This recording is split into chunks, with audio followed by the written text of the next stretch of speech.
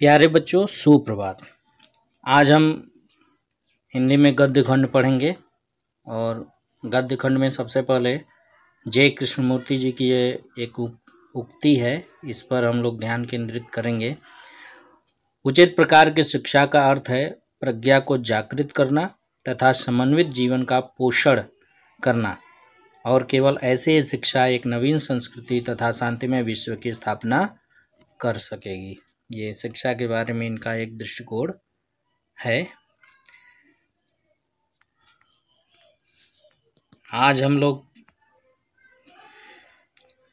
गद्य खंड में जो पहला पाठ है मुंशी प्रेमचंद का, उसके बारे में पढ़ने से पहले हम पहले मुंशी प्रेमचंद के बारे में कुछ बातें जानेंगे। साहित्य वह जादू की लकड़ी है जो पशुओं में, ईंट पत्थरों में, पेड़ पौधों में भी विश्व की आत्मा का दर्शन करा देती है। जीवन में साहित्य का स्थान से यह पंक्तियाँ उद्धृत हैं। आइए जानते हैं मुंशी प्रेमचंद के बारे में। मुंशी प्रेमचंद का मूल नाम धनपत राय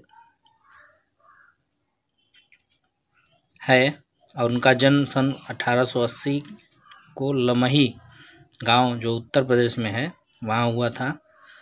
इनकी प्रमुख रचनाएं हैं सेवा सदन, प्रेमाश्रय, रंगभूमि, निर्मला, कायाकल्प, गबन, कर्मभूमि, गोदान, ये सब उपन्यास हैं। सोजे वतन, मानसरोवर 8 खंड में, गुप्तधन, ये कहानी संग्रह है इनका। करबला संग्राम, प्रेम की देवी, ये नाटक है। कुछ विचार, विविध प्रसंग, ये निबंध संग्रह है। इनकी मृत्यु सन 1936 ईस्वी में हो गई थी। प्रेमचंद हिंदी कथा साहित्य के शिखर पुरुष माने जाते हैं। कथा साहित्य के शिखर पुरुष मतलब इनको कथा सम्राट की उपाधि दी गई है।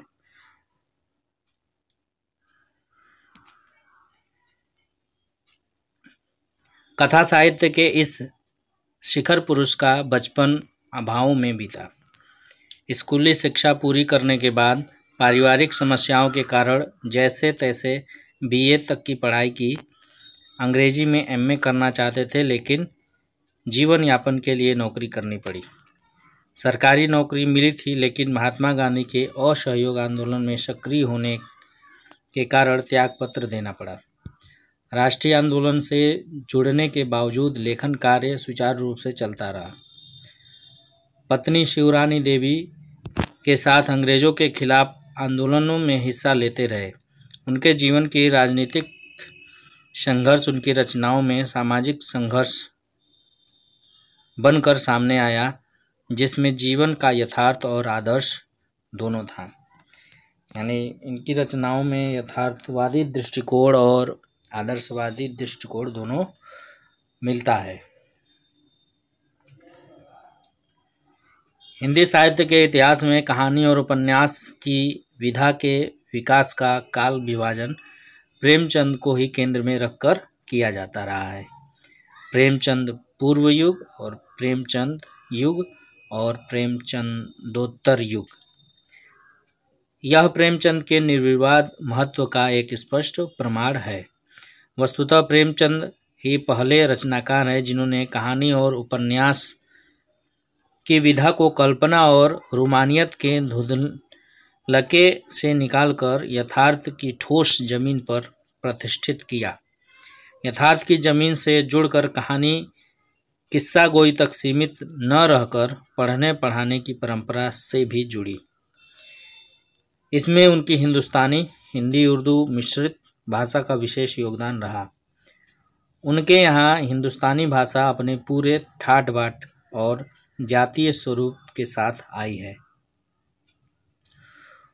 उनका आरंभिक कथा साहित्य कल्पना, संयोग और रोमानियत के ताने बाने से बुना गया है, लेकिन एक कथाकार के रूप में उन्होंने लगातार विकास किया और पंच परमेश्वर जैसी कहानी तथा सेवा सदन जैसे उपन्यास के साथ सामाजिक जीवन को कहानी का आधार बनाने वाली यथार्थवादी कला के अग्रदूत के रूप में सामने आए।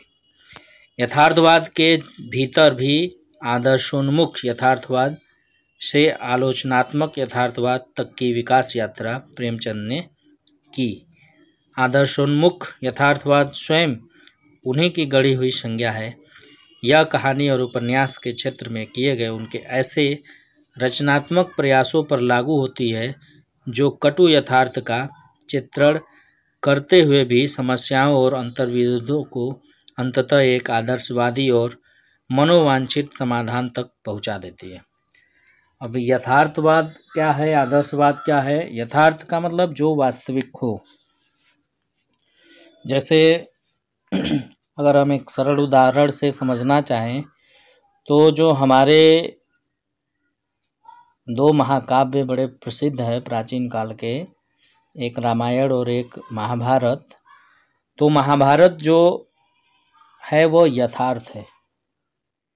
महाभारत को हम यथार्थ चित्रण की श्रेणी में रखते हैं, और क्योंकि यह जो वास्तविक है, जो समाज में हो रहा है, वही सब उसमें चित्रित किया गया है।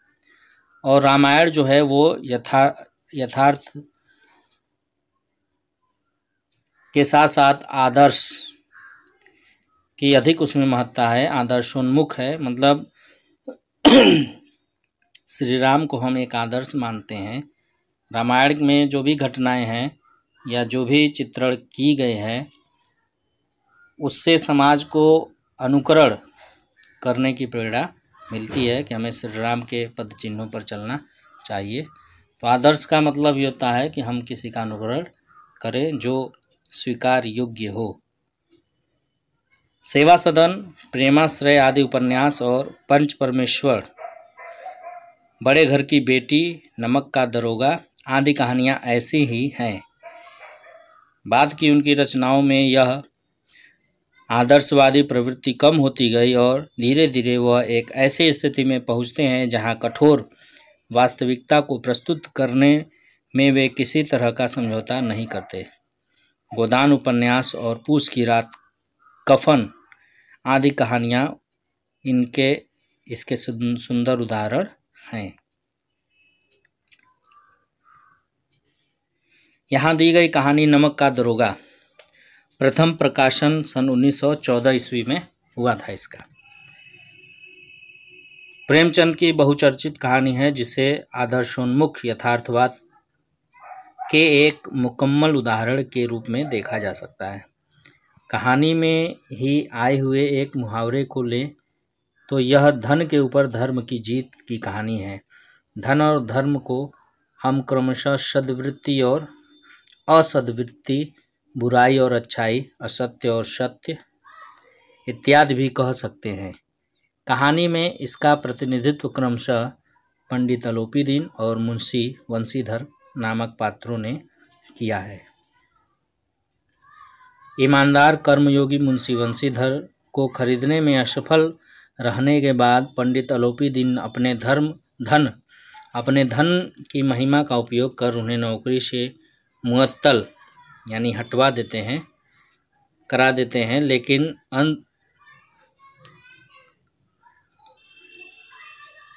अंतः सत्य के आगे उनका सिर झुक जाता है। यानी अंतःकरण में जो सत्य था उसके कारण वे झुक जाते हैं और वे सरकारी महकमे से बर्खास्त वंशीधर को बहुत ऊंचे वेतन और भत्ते के साथ अपनी सारी जायदाद का स्थायी मैनेजर नियुक्त करते हैं और गहरे अपराध बोध से भरी हुई वाणी में निवेदन करते हैं, परमात्मा से यही प्रार्थना है कि वह आपको सदैव वही नदी के किनारे वाला बेमरुवत, उदंड किंतु धर्मनिष्ठ दरोगा बनाए रखे। कहानी के इस अंतिम प्रसंग से पहले तक की समस्त घटनाएं प्रशासनिक और न्यायिक व्यवस्था में व्याप्त भ्रष्टाचार तथा उस भ्रष्टाचार की व्यापक सामाजिक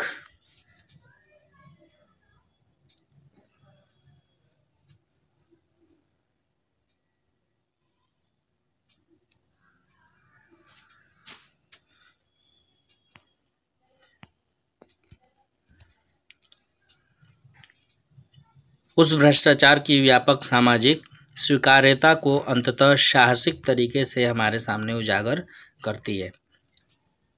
ईमानदार व्यक्ति के अभिमन्यु के समान निहत्थे और अकेले पढ़ते जाने की यथार्थ तस्वीर इस कहानी की बहुत बड़ी खूबी है। किंतु प्रेमचंद इस संदेश पर कहानी को खत्म नहीं करना चाहते, क्योंकि उस दौर में वे मानते थे कि ऐसा यथार्थवाद हमको निराशावादी बना देता है। मानव चरित्र पर से हमारा विश्वास उठ जाता है। हमको चारों ओर बुराई ही बुराई नजर आने लगती है। उपन्यास शीर्षक निबंध से। इसलिए कहानी का अंत सत्य की जीत के साथ होता है, जो समाज को एक अनुकरण देती है कि अगर सत्य का हम साथ दें तो अंततः विजय सत्य की ही होती है। ऐसा हम अनादिकाल से देखते सुनते चले आ रहे हैं। तो पाठ को हम आगे पढ़ेंगे। नमक का दरोगा बहुत ही बेहतरीन पाठ है। इस पर चर्चा आगे होगी। तब तक के लिए धन्यवाद।